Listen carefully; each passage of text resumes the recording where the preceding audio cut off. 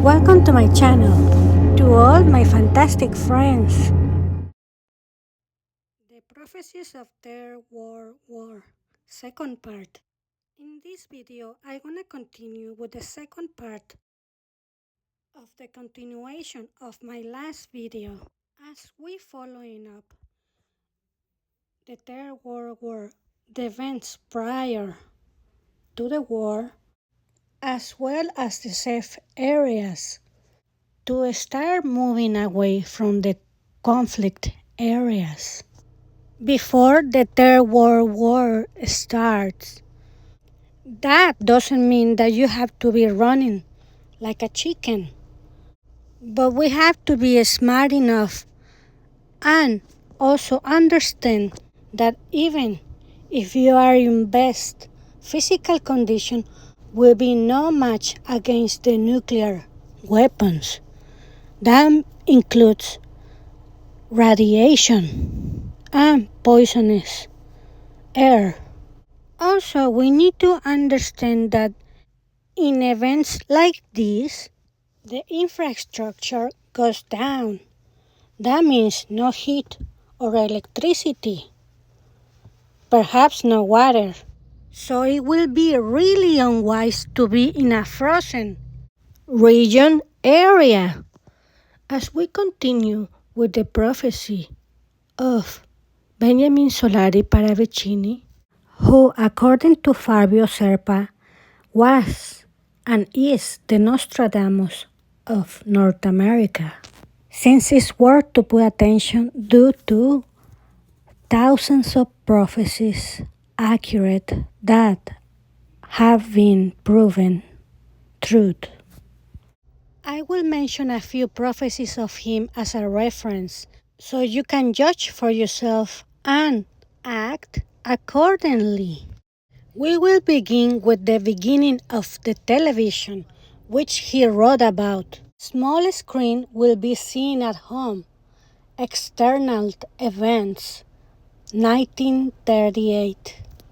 We have to keep in mind that the first practical TV sets were demonstrated and sold to the public at the end of 1939 at the World Fair in New York, making Paravicini's prediction 1 year before it happened. Next psychography reads as follows. An American golfer rules and they kill him young. 1938. It's obvious he's talking about John F. Kennedy. Paravicini also makes it clear in this other psychography and reads as follows. North America will receive an accurate shot, a political crime, and change of direction. His stability and freedom will be in danger. Prophecy of 1940. President John F. Kennedy was assassinated on 1963, making Paravicini 23 years ahead of time. The next psychography refers about the Nagasaki and Hiroshima nuclear explosion, and it reads as follows. Noises of noises will ignite the heights, the F-bomb. Benjamin Solari Paravicini, 1939. It's obvious that he was many years ahead, as well as this psychography. The dog will be the first flyer. 1938. Laika, the Russian puppy, was the first living thing sent out of space. So Paravicini was truly foreseeing our future, as we see in this other psychography as well, which is pretty important to analyze, which was drawn in 1939, which is obviously talking about the 9/11 event.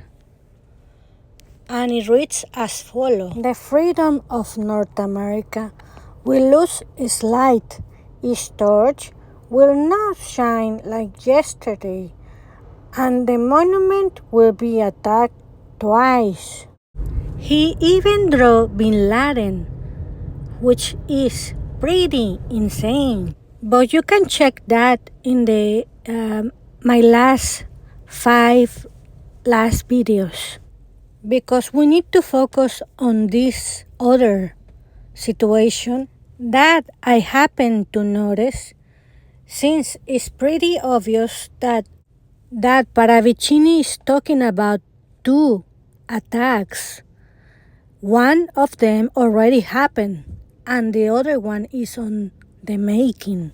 As you see buildings going down and explosions underwater, you can notice the reference in the other video I make about the nuclear explosion in New York, as well as noticing that these are 2 psychographies, meaning 2 events. But make sure you check the first video I make about the World War III first part, and also check in the back of the US belt the same event hidden right in front of your face.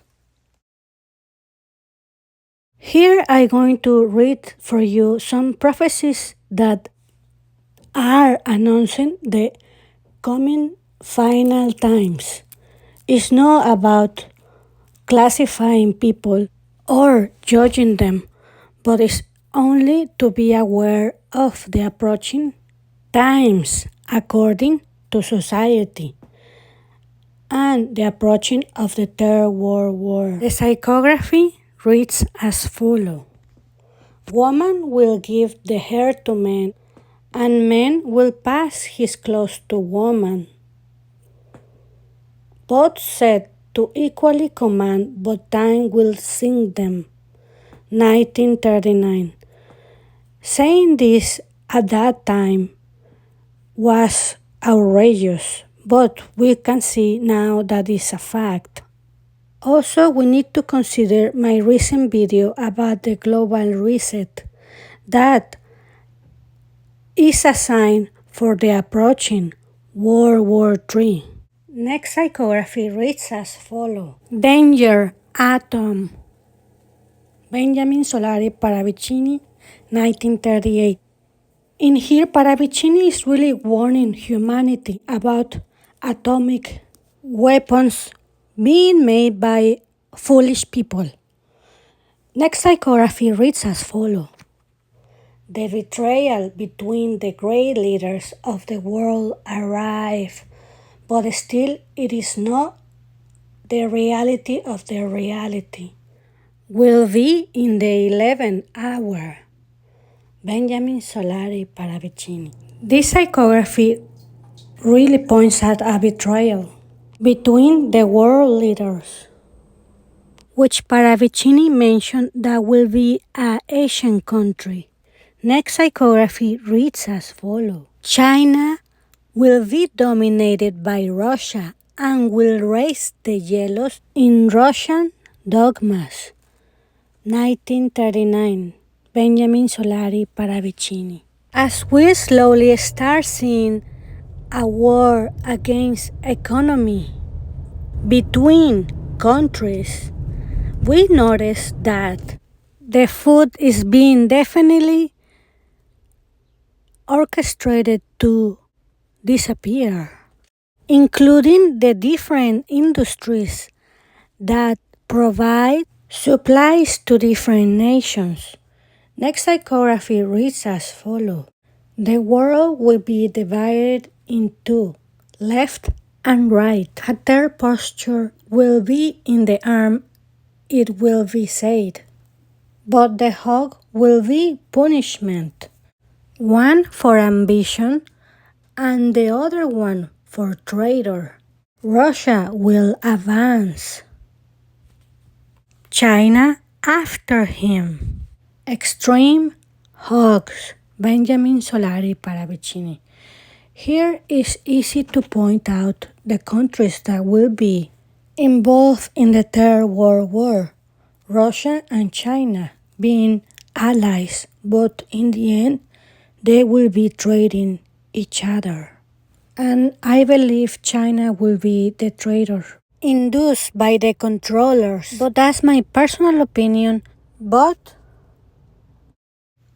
judge for yourself. It's my interpretation, but anybody can do their own interpretations. We just investigating the psychographies of Paravicini, but it's very clear that he knows what's going on even as today, as already is happening. As you turn into your latest news, you can see clearly that is in the making. Next psychography reads as follows. The atom will arrive and regime. 1939. Benjamin Solari Paravicini. Here Paravicini is being very specific about nuclear weapons and atomic explosions exploding in the upcoming war, which is the Third World War, which we really need to be aware and prepare because we are seeing the signs of that approaching. Next psychography reads as follows. The atom will come and dominate the world. The world will be atomized and will be blind. Storms caused by men's incursions into the atmosphere will fall. New diseases, gender disturbances, collective madness, total nonsense. The world will darken. 1934. Prophecy of Benjamin Solari Paravicini. Here I want to show you the actual psychography, the original one. I want to make it clear that I'm just translating the information into the English language and also making it more easily to read by placing the information as close as possible to the original, as well as my own personal interpretation at the end. But you can do your own interpretation and act accordingly. So going back to this psychography, we see that in here Paravicini is very specific about the atomic explosions being detonated in the world and also points out that the world is blind and don't want to listen to these warnings. As serious and real that is now. Up next, I'm gonna place a video that portrays the plans of the elites, which main goal is control and extermination. In this video, I'm gonna put the plans that were discussed on government officials that were discussing our future agenda and the world elites. Taking in consideration that this video was made 12 years ago from Bill Ryan from Project Camelon, he is discussing the secret elite agenda and also warning us about the economy and the virus we face, the restrictions being implemented, and also warning us about the imminent Third World War. So check it out. I must say this video is kinda long, 50 minutes approximately. But because of the important information, I didn't want to cut any corners. So check it out and pass it around. This is Bill Ryan from Project Camelot and Project Avalon, and the date is the 16th of February 2010, and this is a bit of an unusual video presentation here because I'm taking the step of making a video as an interpretation and as a commentary on an audio interview which we did with an important witness who came and reported his story to Project Camelot a little while ago, about a couple of weeks ago. And as with many of our witnesses, this person wanted to remain anonymous, but he has agreed that we transcribe the audio, and so we've got this as a transcript. And this is going to be released at the same time as the video because it's important to be able to read the transcript at the same time as you're considering what I'm saying about it here. And as we come into this story, you're going to understand exactly why it's important to get all the information, to hold it all into a very fine balance. Now, this is a British person, and he worked in the British military for a number of years. And after he retired from the military, he worked in the City of London in a fairly senior position, in a respected position in the City of London. And for those people watching this video who don't know about the City of London, the City of London is it's like an enclave. It's like a financial enclave in the heart of London itself. Some people consider it almost a little bit like the Vatican. It's very old, it's very ancient. It's the heart of the financial system, not only of Britain, but possibly the world. Many researchers consider that it's very likely that the City of London calls the shots on the financial systems in America. They've got control over the Federal Reserve, the Bank for International Settlements, a whole bunch of things that happen. This is like the nerve center of the financial world. And it's very Masonic, it's very ancient, it's very traditional. And our source attended a number of meetings with senior Masons. And while many of these were interesting, they were routine by City of London standards. They were discussing financial affairs and so on and so forth.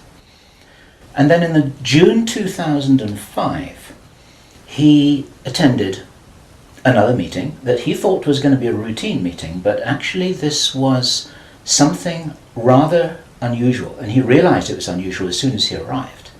In fact, in his interview with us, the one which we have the transcript of, you will see that he says that he felt it was an accident that he was there. He shouldn't really have been there. He didn't know what was happening. And as such, he didn't really participate in the meeting. He was there as a little bit as a fly on the wall. He was just listening to what was happening. And at first he didn't even understand what was being discussed. Now, the people there were Masons. There were senior Masons. They were about 25 or 30 people there, including senior politicians who most people in the UK would recognize by name. I do not know who they were. He didn't name them, and I didn't ask them, but he said these are well-known names. The chief of police was there, representatives from the church, representatives from the military, 25 or 30 people. And as he listened to this story being discussed, it was an informal meeting. It wasn't like at a big table with kind of notepads and water glasses and minutes and an agenda and a chairman. There were just people in a room who were talking about all of this stuff. And what they were talking about was a plan that had clearly been made a long time ago. And what they were discussing was they were discussing the implementation of this plan. They were discussing how things were going, whether they were on track or not. And what, for example, to give a flavor of this, they were discussing between them some of the problems that they had in the implementation of their plan. And as this little presentation continues here, you will realize what the plan was. And I'm going to be revealing this in very much the same way as it was revealed to our witness and as he revealed it to me, bit by bit, step by step. The first thing that he heard was they were talking about the fact that Israel didn't look as if it was getting prepared to attack Iran anytime soon. This was a problem.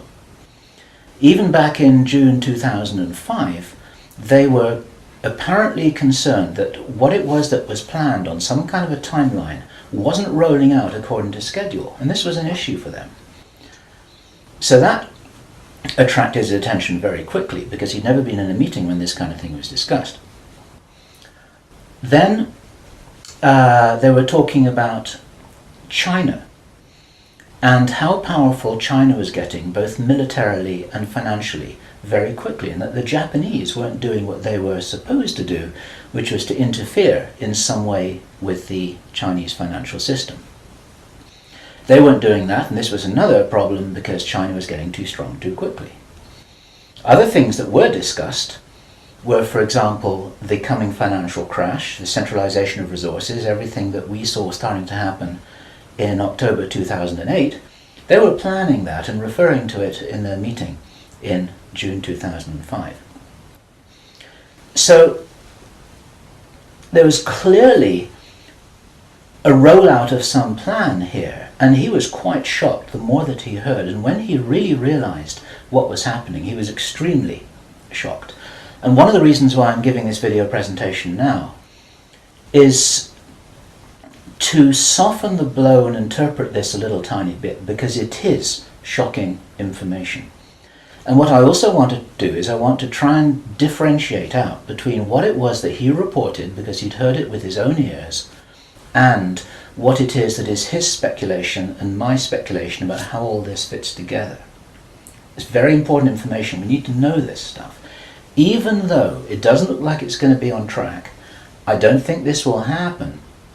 I think that there are a bunch of crazy people there who are extremely determined to do something, and they were in a hurry, and this is important to understand. They were in a rush to try and roll out this sequence of events. Now, what he described is what the sequence of events was.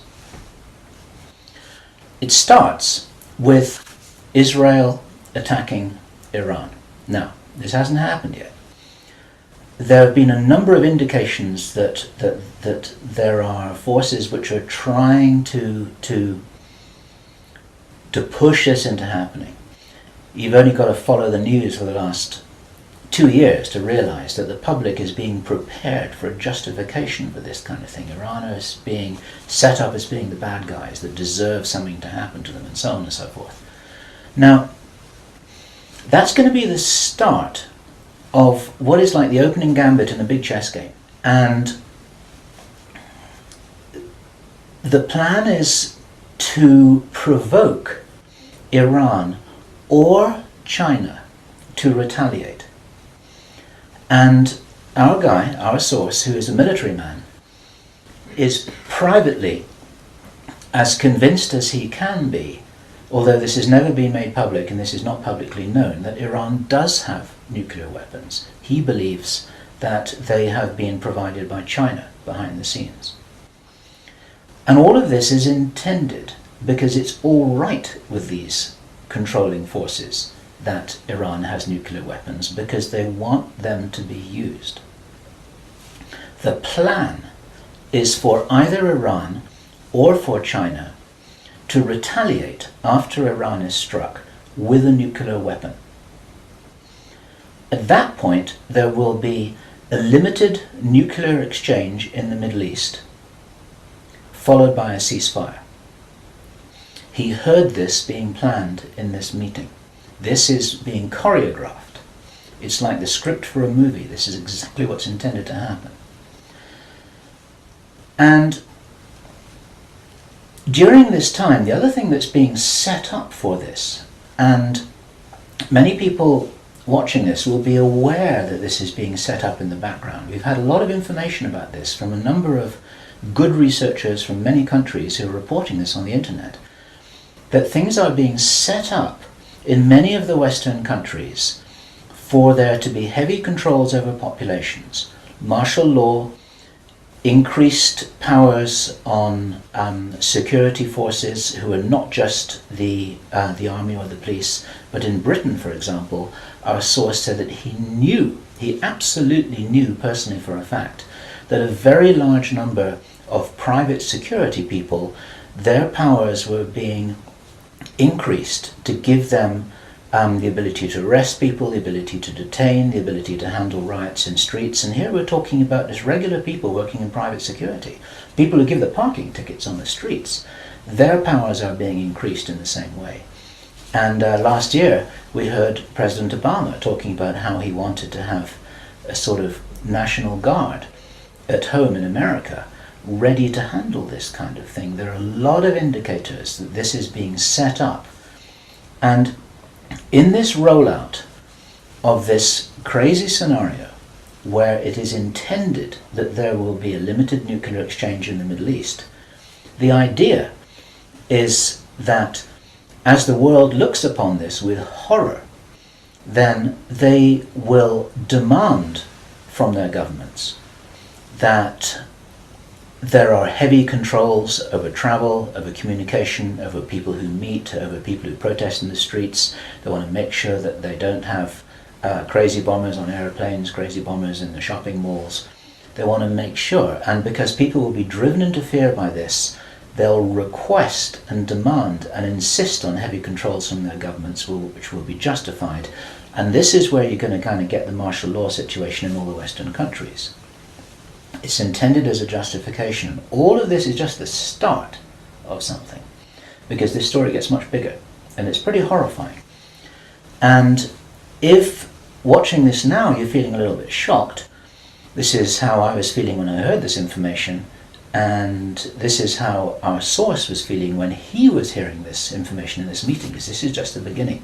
Now, during the time of this ceasefire, everyone's shocked, everyone's frightened, everyone's really terrified about where this is going to go. There are all kinds of heavy controls over populations everywhere.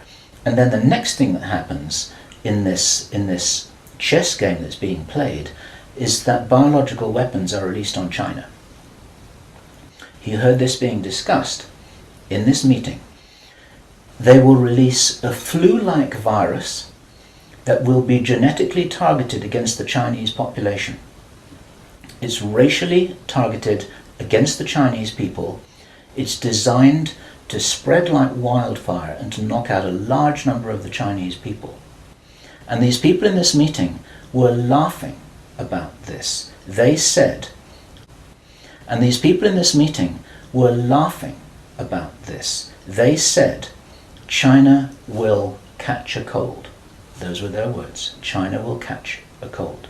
And they were laughing about the fact that these biological weapons will wreak havoc among the Chinese population. And after that, then what effectively will be a kind of plague will actually spread right across the world to the West as well.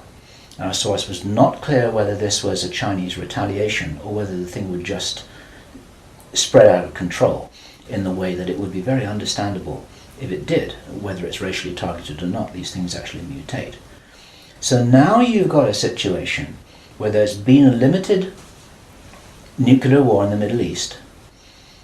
There's a pandemic that really is sweeping across the world and really is killing people very visibly. And you've got this totalitarian military lockdown in all the governments in the Western worlds because everyone's going to be in panic about all of this. And then, he said, then the real war starts. Something that would be justifiably called the Third World War, with a much more major nuclear exchange. And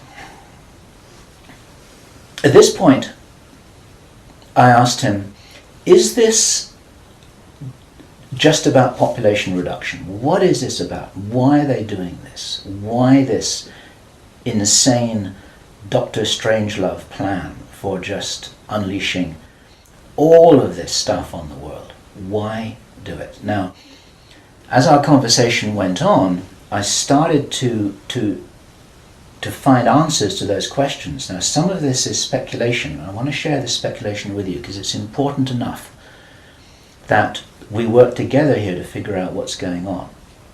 And there are some clues, there's some very important clues that I'm going to present to you here in this video. He said, absolutely, it's about population reduction. So I said, well, in this meeting, did they mention any figures? And he said, yes, they did, 50%. Half the world's population. This is planned as per the Georgia Guidestones.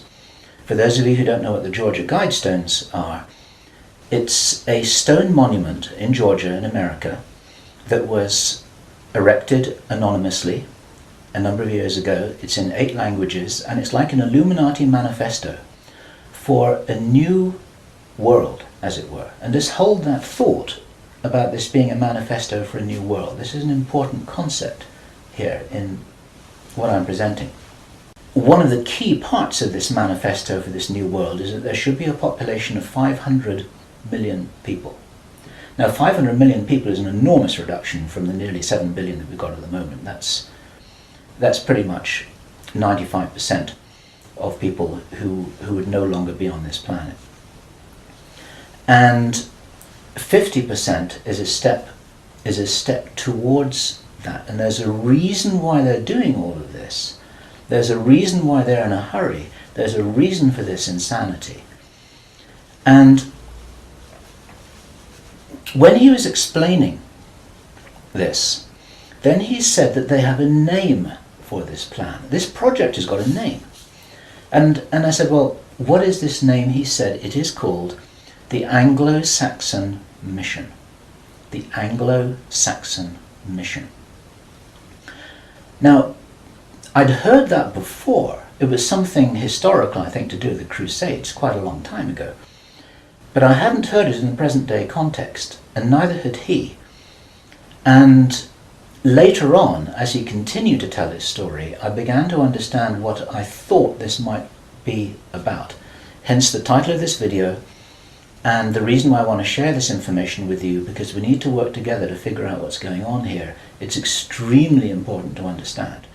There's a plan, I believe, that Hitler would be proud of, which is so evil, it's so Machiavellian, it's so hard to face up to, it's so unbelievable, that I need to put it on the table for you so that you can consider whether or not this might be a possibility. The plans that I've been describing are definitely a possibility because he heard them with his own ears in this meeting. Everything I've described up until now, up to and including a major outbreak of hostilities after the limited war. So the sequence is as follows. The planned sequence is as follows. Israel attacks Iran, then there's a ceasefire, then during which time there is heavy governmental military controls over populations in all Western countries. Then China is attacked by a biological weapon. It's a flu-like disease that spreads like wildfire. This goes all over the world, and then they have a major Third World War. And then, by this time, 50% of the population will be destroyed.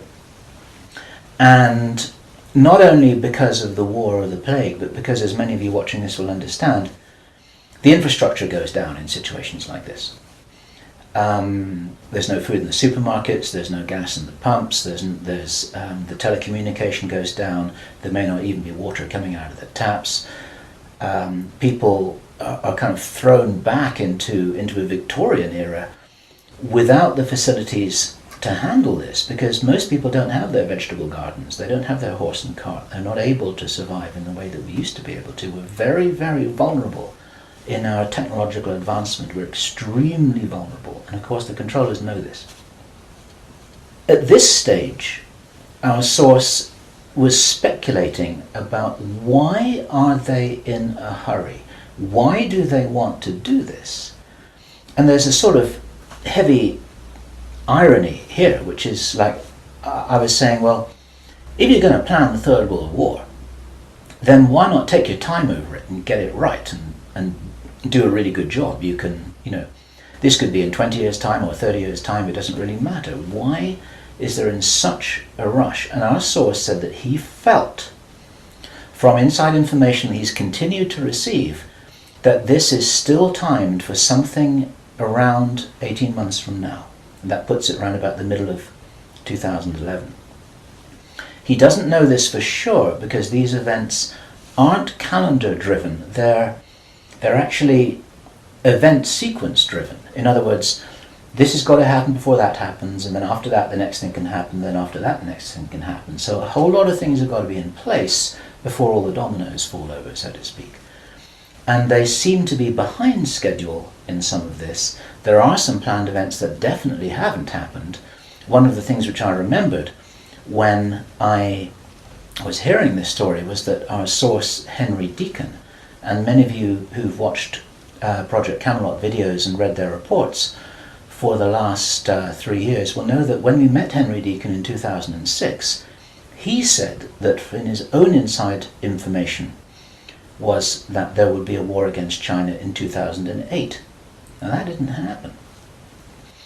And all this time, at that time it didn't make any sense, and even now it didn't make any sense. It's like, well, all right, but why do this? Why do this? Why do this? Now, this was his answer. And our source is a pretty smart guy. He's been in the military. It's a totally different story that he didn't debrief in our audio transcript, which you have the opportunity to read, but he's had his own ET experiences in the military. He's got his own sources of information about some of the background for this.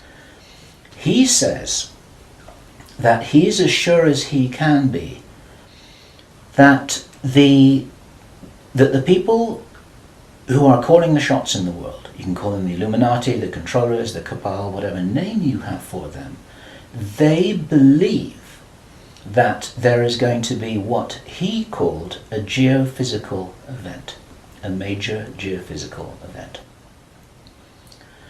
He says that the best information that he's got is that the insiders believe that this is going to happen, or they are concerned that this is going to happen.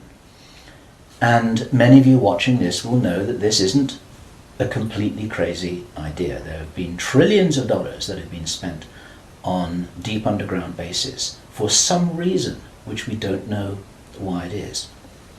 You'll know about the seed bank in Svalbard. This is in the public domain, where all the seeds of all the plants and all the crops in the world have been buried deep inside a granite vault in northern Norway. There are many precautions being taken as if something might happen that could really threaten some of these valuable resources, including the seed banks of the world.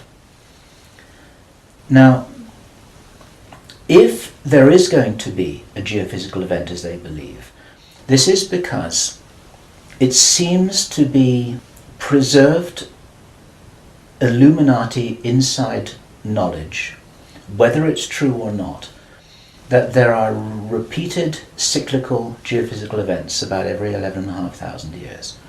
Information about what really happened to Atlantis was very probably in the Great Library of Alexandria that burnt down a couple of thousand years ago.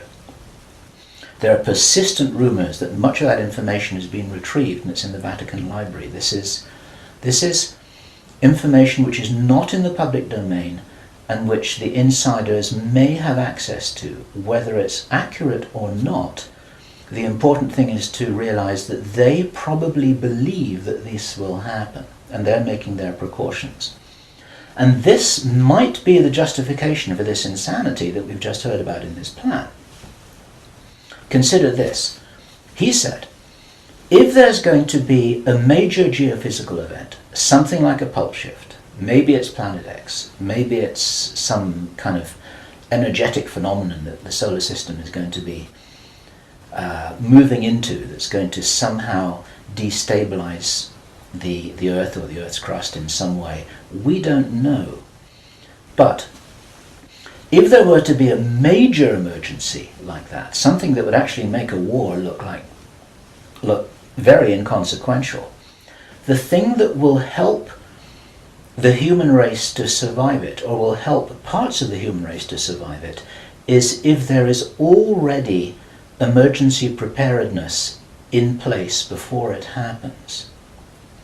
In other words, if you knew that there was an emergency coming, if you knew, for instance, that there's a hurricane coming in to hit your city, then you put all the emergency preparedness in place beforehand. You have the troops ready, you have the infrastructure ready, you have the military ready, you have everything that you need ready to handle this situation so you can respond and react and recover in the best possible way. Our source suggests that the reason for this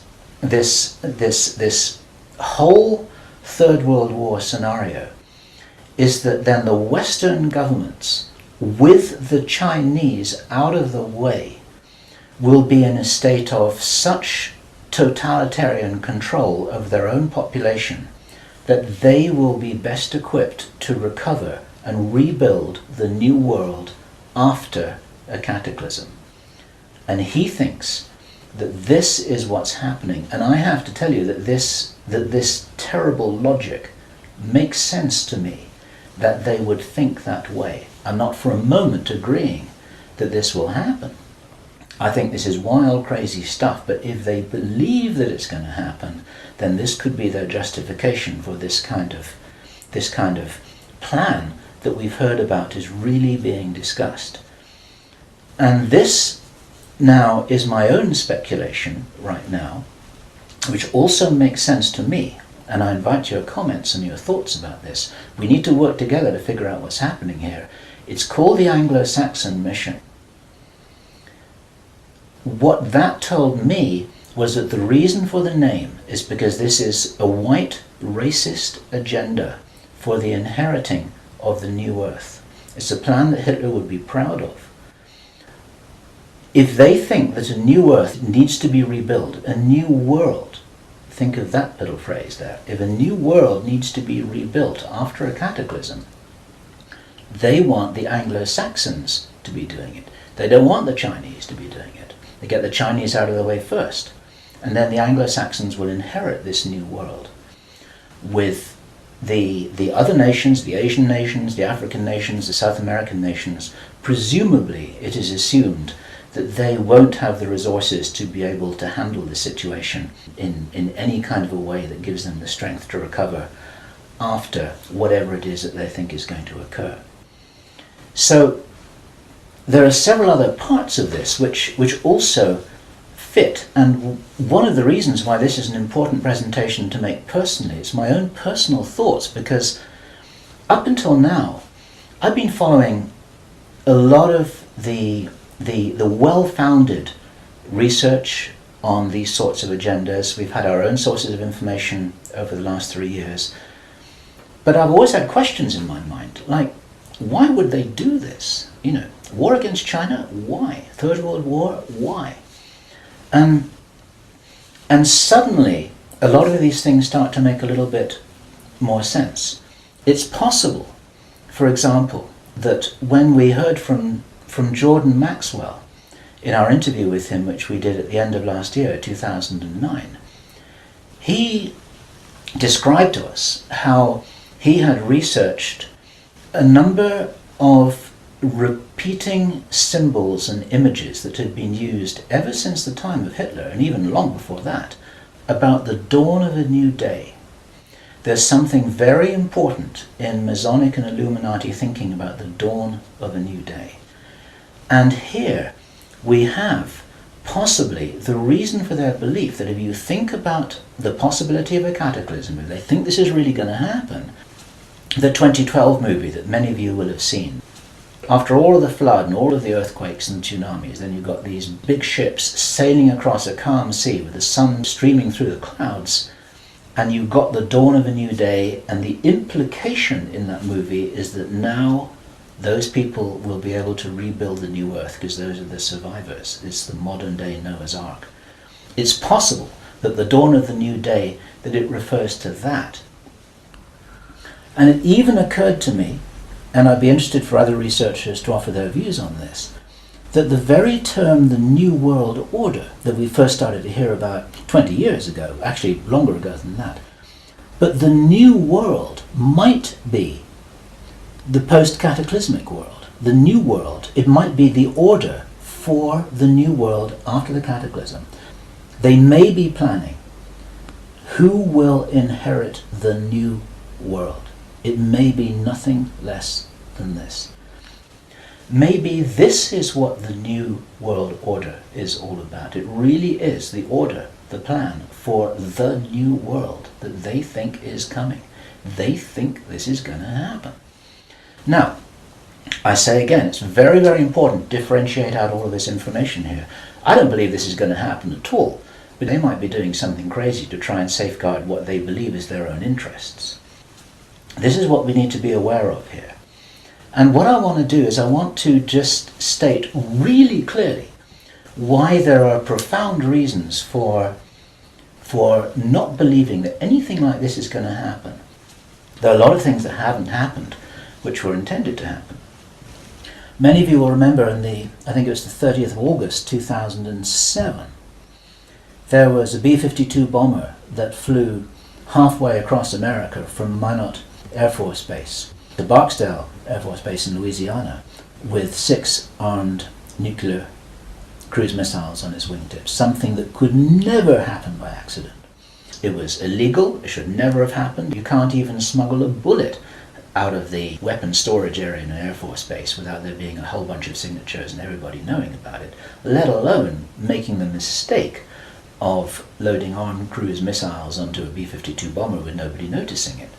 There was a reason why that happened, and that was actually prevented from going any further. It stopped at Barksdale in Louisiana. Some very brave airmen blew the whistle on that, and they did their job, and they reported it up the line. It appeared very, very briefly in the mainstream media, and after that it was completely covered over, and everyone said it was a mistake. That was no mistake. There was a reason why they did that, and what many of you don't know is that at that same time, at the end of August, a group of anonymous investors bet $2 billion that the stock market would fall by 50% before the 21st of September 2007. They stood to gain $4.5 billion if their bet had succeeded. These were what are known as put options. And the insiders in the stock market, they call them Bin Laden trades. It's a sort of ironic description because of the betting that took place around about 9/11. Okay, those people lost their bet. It didn't work. The plan didn't work. The stock market didn't fall. The bomber never went any further. And for all we know, that was intended to be the start of the Third World War. It never happened. Okay? We heard a few minutes ago, I was describing how Henry Deacon described that the war against China was meant to start in 2008.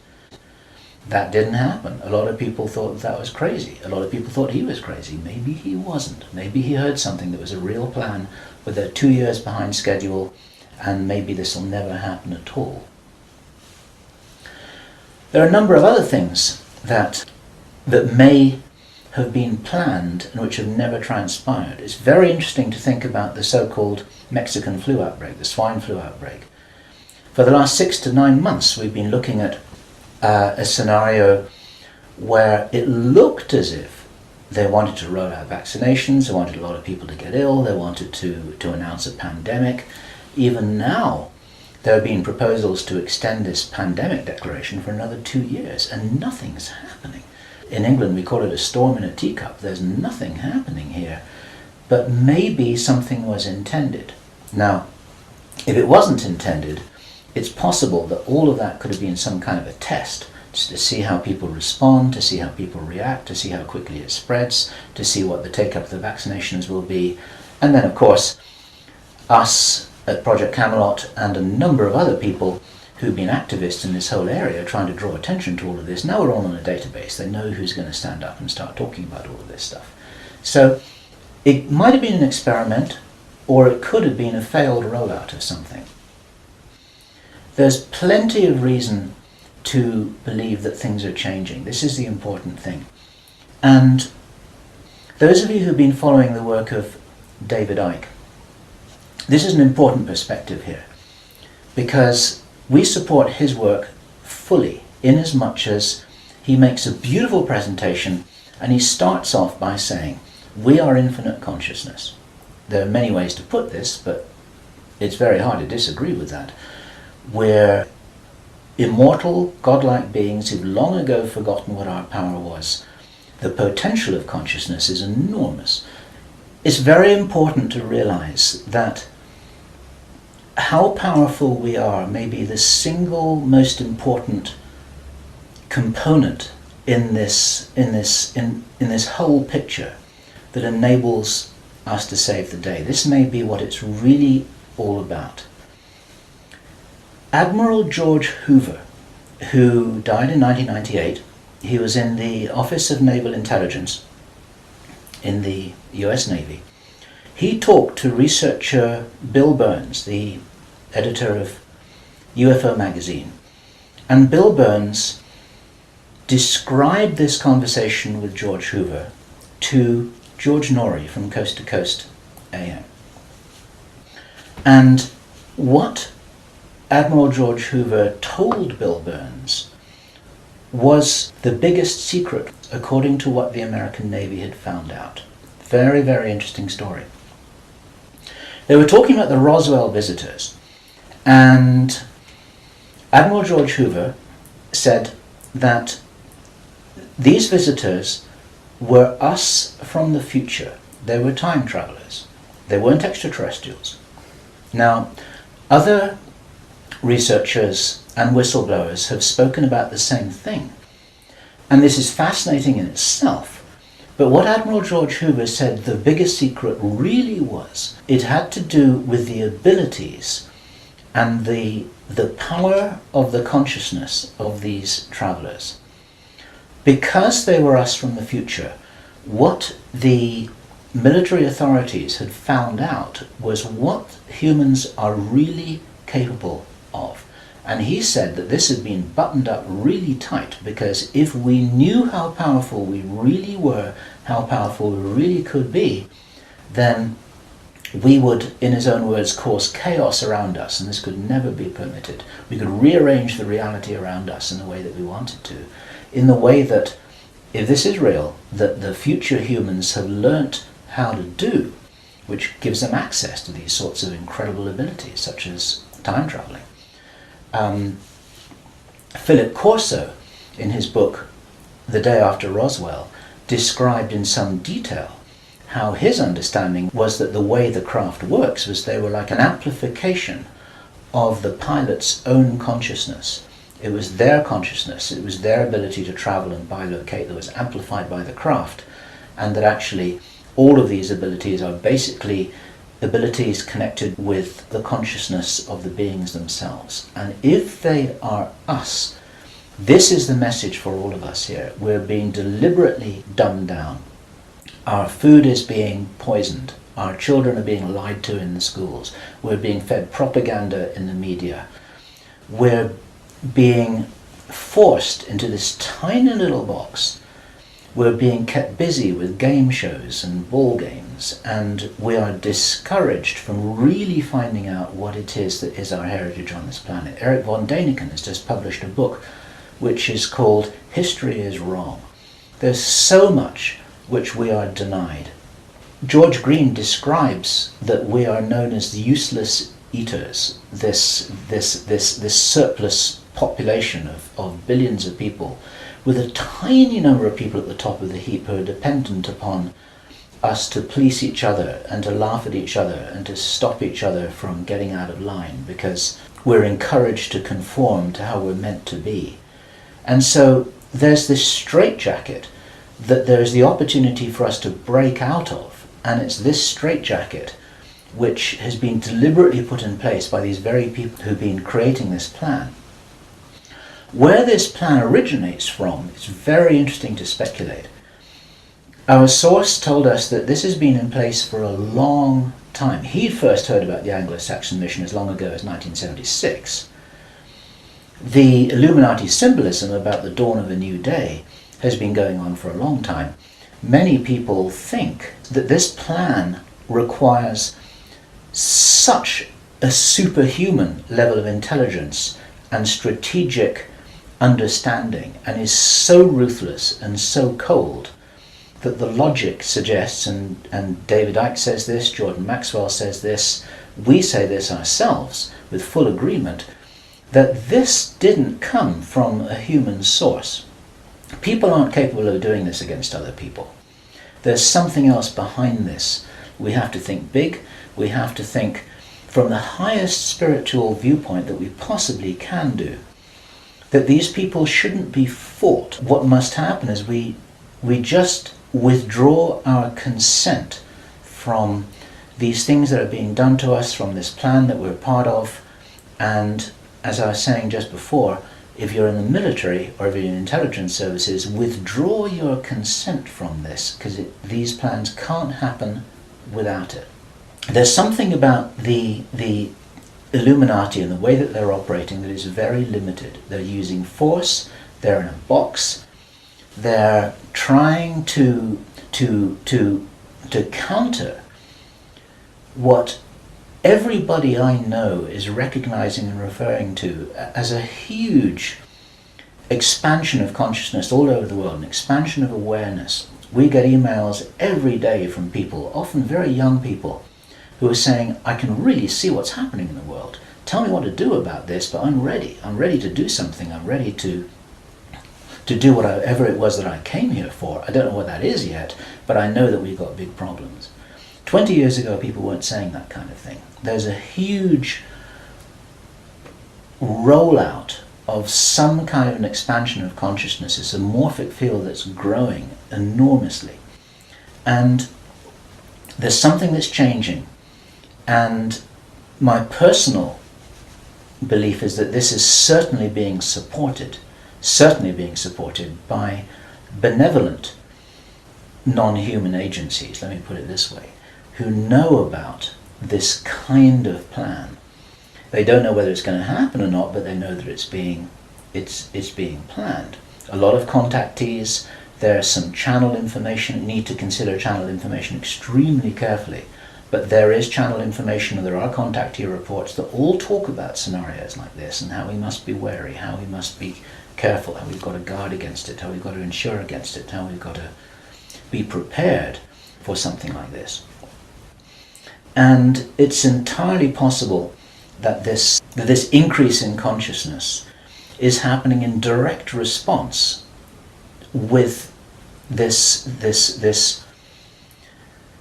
escalation of violent, forceful plans. It's like, as I've often said in my own presentations in the past, it's a little bit like a movie script itself, where you've got everything building up to a climax, so the forces of evil and the forces of consciousness just kind of getting ready for some kind of final confrontation. Now, I'm not trying to be biblical about this, and I know that this situation which I've just been describing is a little bit like the Armageddon War, but I do not believe that this kind of thing will actually come about. As I've said many times before, there's an interview which I did on Freedom Central, which you'll see on the Camelot site, where I say the single strongest reason that I have for not believing that anything is fixed, that we're all doomed, that anything really bad is going to happen, although I think we've got a lot of problems to solve, is because I wouldn't be here, and neither would you watching this now. I'd have incarnated on another planet. I'd have gone somewhere else. I'm not going to go and sit here in the firing line with no possible way of escaping. There's a job to do here, and many of you watching this will be aware of the fact that we're here to do jobs. It's what Dolores Cannon calls volunteers. We may be here for a reason. We may be here to help catalyze this increase in consciousness, and that's what's going to prevent this kind of thing from happening, because if we do not agree that this is the future that we want, then that's not what we're going to experience. We do all co-create our reality, we do all have a part in it, and I profoundly believe that by becoming aware of these plans, this is the way that we avert them. There's a difference between prediction and prophecy. These are two words in the English language that are easily confused with each other. Prediction and forecasting is saying, okay, in 3 months' time, this is what's going to happen because this is what the data leads us to conclude logically. That's all about forecasting and prediction. A prophet does something different. And it's a word to be used with care because it's often misused, it's often misunderstood, and it's like a biblical term, and some people react against it for that reason. But what a prophet always used to do was to say, listen, if we don't wake up and if we don't take action, then this is what's going to happen.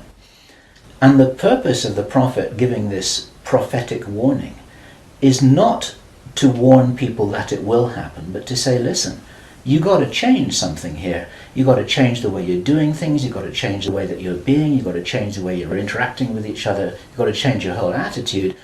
Whatever it is that you change, then the purpose of the change is so that this prophesied event doesn't happen. And so what we have here is we have a kind of prophecy. It's not a prediction. And I'm using this word very, very carefully because the reason why I'm making this statement, the reason why we're releasing this information is to make sure that this doesn't happen. What are we going to do with this information? It's going to be translated into every language that we can. The video is going to be subtitled in Chinese, Arabic, Russian, Spanish, every other major language. I want this video to be picked up by the Chinese. I want this to be escalated up the line. The Chinese are very sensitive about videos that refer to them, especially ones with Chinese subtitles. This will be reported right up the line to Chinese intelligence, to the Chinese military commanders. And the reason for that is because, first of all, if this is nonsense, it doesn't matter. Okay. But if this is a really serious threat, then those are the guys who need to know about it, because their first nuclear response, which is designed to be provoked, is the thing that actually sets this whole thing on fire. And so, to any Chinese military commanders who are listening to this, don't do it. Okay? None of us must do anything here that is in alignment with their plans. There's a wonderful scene in the Avatar movie that I loved so much, which was when the woman helicopter pilot who was ordered to fire her weapons at the big tree, she's just about to fire, and then she says, I didn't sign up for this. And then she turns around and she goes home. She's not going to be part of this. There are many people in the military who never signed up for anything like this. There are many people in the intelligence services. They never signed up for anything like this. They signed up when they were young, thinking that they were doing the best thing for their country, thinking that they're doing the best thing for mankind. They're not all evil at all. And so as a direct message to those of you in the military and the intelligence services who may be watching this or may have had this brought to their attention, you don't have to do this stuff just because you're told. You need to support what's best for the human race. You don't need to follow orders if it's going to lead to a huge destruction here, which is in no one's interests apart from the controllers who have an agenda of their own, and that agenda doesn't feature you and me, that's for sure. Okay, so that's the end of my presentation. I want you to consider this information. I'm not urging you to believe it. I want you to research it. I want you to check it out. I want you to read the transcript carefully, and I want you to see whether this correlates with anything else that you know and understand that's come to your attention. We're all working together here. We're not trying to force you to believe anything at all. We need to be careful about this information, but at the same time, if there's any chance that this is true, if there's any chance that this is for real, then we have to know about it, okay? And if you are not sure what it is that you should be doing, then I say the same thing that I always say, which is do whatever it is that you came here to do, because most of you watching this video are here for a reason. I do understand that you may not know what the reason is yet, but you're probably here for a reason. You're probably watching this video for a reason. Do whatever it is that you came here to do. This is Bill Ryan, Project Avalon, Project Camelot. It's the 16th of February, 2010. Thank you. Sorry for the long video, but as the personal insider that foretell us everything that was going to happen, it's pretty important to put attention and be aware of the future plans of the controllers. This could be the most important video for humanity, but we need to still investigate and continue with our research. In the next video, I want to put the safe areas too, and also more information about the Third World War. So, keep calm, and thank you for watching. See you later, my friends.